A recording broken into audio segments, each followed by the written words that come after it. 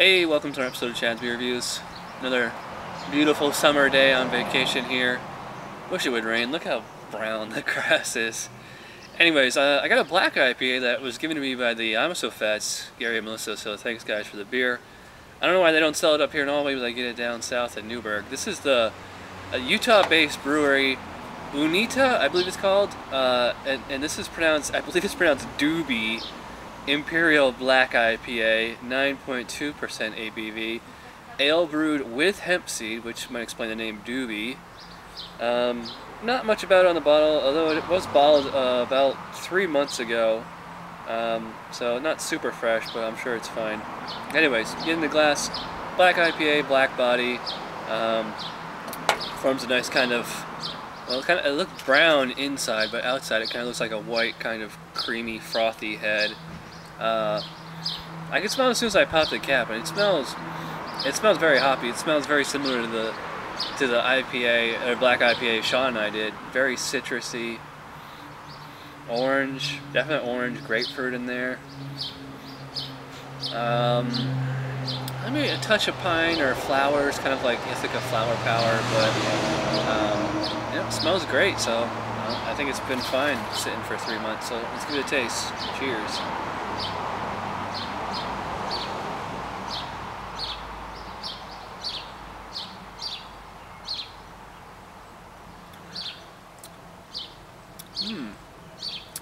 Well, that's interesting. It smelled very citrusy, but it tastes the opposite. It tastes very piney, very resiny, very similar to like a 6-point resin, but as a black IPA. Something in that kind of category, like 𝗕𝗘𝗘𝗥 as black IPA. So the whole first half of the palate is kind of just like orange IPA. Second half comes in and I get like this kind of very slight kind of porter kind of quality, a little bit of those like toasty kind of malts, a little bit of that just kind of malty, almost cough syrupy type character. This slight kind of astringency in there, which I'm guessing is the hemp seed. I've only had one other beer brewed with hemp, and it did have that similar quality. Very bitter up front, very resiny, very piney. I noticed on that one, I got like a lot of coffee in that one too.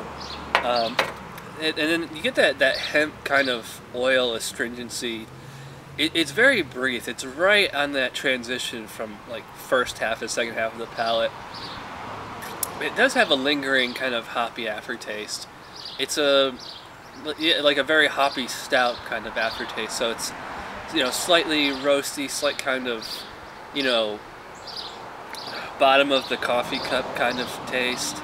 Nothing really chocolatey per se. Has that kind of astringent, I don't know, resiny kind of tree sap kind of aftertaste.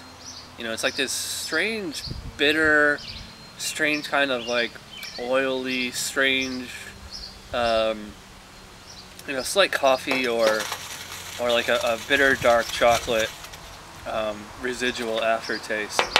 It's a very familiar palate. I like it a lot. I'm surprised that it's 9.2 though. I'm not getting any alcohol in this. No heat, no warmth.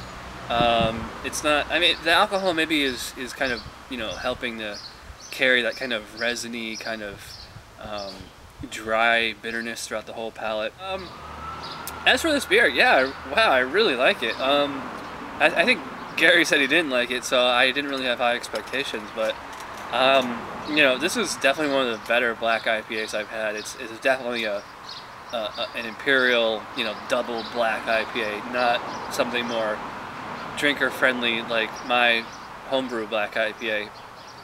This has a nice kind of complexity, very well balanced beer. I certainly never would have expected a beer this good from Utah, because they have all kinds of crazy brewing and beer selling laws and things like that. But anyways, I'm gonna give a big 9 out of 10 for the uinta 𝗬𝗠𝗏 Imperial Black IPA. I think it's really solid.